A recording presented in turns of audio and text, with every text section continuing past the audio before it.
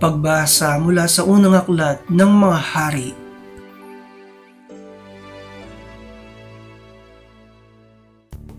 Nang matanda na si Solomon, nahikayat siya ng kanyang mga asawang taga-ibang bansa na sumamba sa kanilang mga Diyos-Diyosan. Hindi siya nanatiling tapat sa Panginoon. Hindi niya sinundan ang halimbawa ni David na kanyang ama. Sumamba siya kay Astarte, ang diyosa ng mga Sidonyo, at kay Nicom, ang kasuklam-suklam na Diyos-Diyosan ng mga Amonita.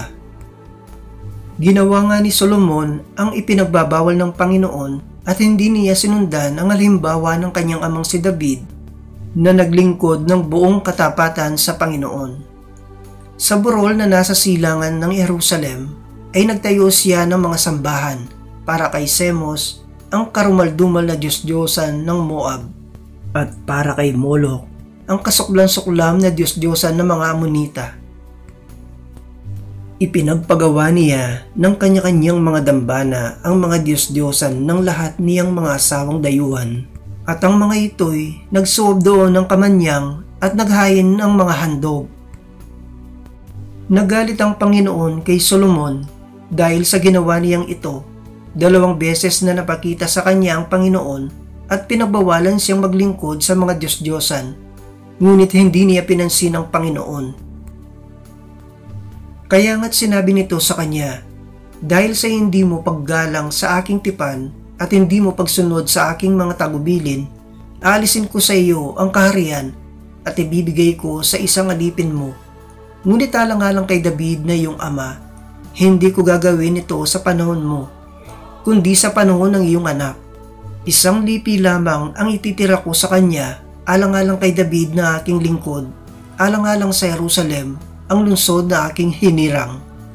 Ang salita ng Diyos. Salamat sa Diyos. Salmong tugunan. Panginoong masintahin, ang bayan mo'y gunitain. Dapat na magalak ang sinumang tao na makatarungan na gawang matuwid ang siyang adhika sa buo niyang buhay. Tulungan mo ako kapag ang bayan mo ay iyong nagunita. Sa pagliligtas mo, isama mo sana ang lingkod mong aba. Panginoong masintahin, ang bayan mo'y gunitain. Sa halip na sundin ang utos ng Diyos, bagkus na kisama at maling gawain ng mga pagano ang sinunod nila. Ang Diyos-Diyosan ang sinamba nila at pinaglingkuran. Sa ginawang ito, sila ang nagkamit ng kaparusahan.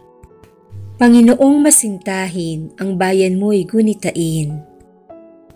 Pati anak nilang babae at lalaki, inihaying lubos. Sa Diyos-Diyosan, mga batang ito ay dinalang handog. Itong Panginooy nagpuyos ng galit sa mga hinirang.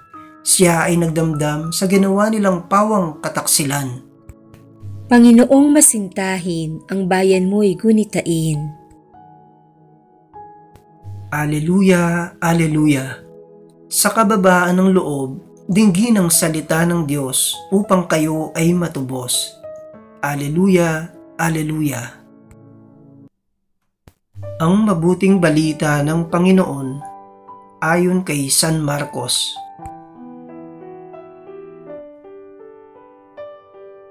Noong panahong iyon, nagtungo si Jesus sa lupain ng Tiro at tumuloy sa isang bahay doon. Ayaw sana niyang malaman na naroon siya, subalit hindi gayon ang nangyari. Ang pagdating niya'y nabalitaan ng isang inang may maliit na anak na babaeng inahalihan ng masamang espiritu. Pumunta siya agad kay Jesus at nagpatira pa sa kanyang harapan. Ang babaeng ito'y hentil, tubo sa Syrophoenicia.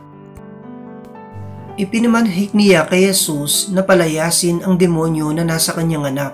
Ngunit sinabi ni Jesus, kailangang busugin muna ang mga anak.